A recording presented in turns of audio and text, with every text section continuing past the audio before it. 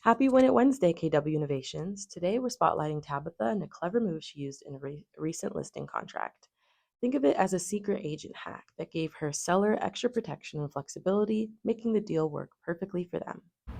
Yeah, so with us being in more of a buyer's market now, we have to get creative with our paperwork, and we use our paperwork. Our contracts different for buyers and for sellers, and in this particular instance, this was a very low offer from a buyer in the seller's opinion, but they had been on the market for quite some time, so they were trying to hold out for a better offer.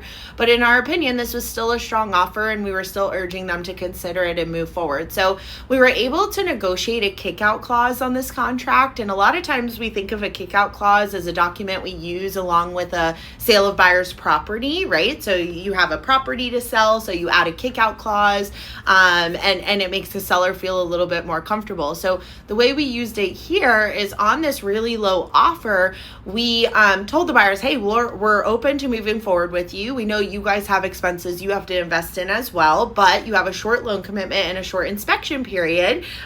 Let's negotiate a kickout clause onto this contract. So with the kickout clause, what happens is it's a rider to the contract. And should the seller procure an additional offer, it doesn't even have to be more, but procure an additional offer, then the original contract buyers have two options. One, they have the right to withdraw from the contract and protect their escrow money and go back to the drawing board, giving us the right to then move on to that second offer, maybe a stronger offer, better terms, cash, something like that.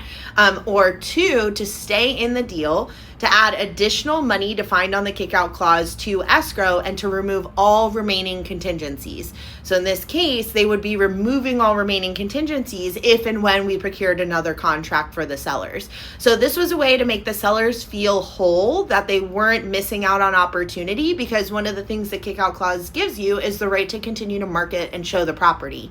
So, the buyers felt like they were able to lock in a really great deal. The sellers were able to lock in a contract while still marketing their property and trying to procure a better contract. And when they weren't able to procure the second contract, the better contract, these buyers were able to move forward through to closing. So these are some of the things we talk about in advanced contracts, and these are some of the things we can sharpen our skills on, and especially in this market, I think knowing contracts and how to use them for your buyers and sellers is super important. So join us for advanced contracts next month. I'm excited to be teaching in Boynton again and looking forward to seeing you guys there. So here's your takeaway. Don't underestimate the power of the details. Tabitha's approach shows that knowing the contract tools at your disposal can turn a standard deal into a client win and an agent win too. Great job, Tabitha. Thanks for sharing a tip we can all use.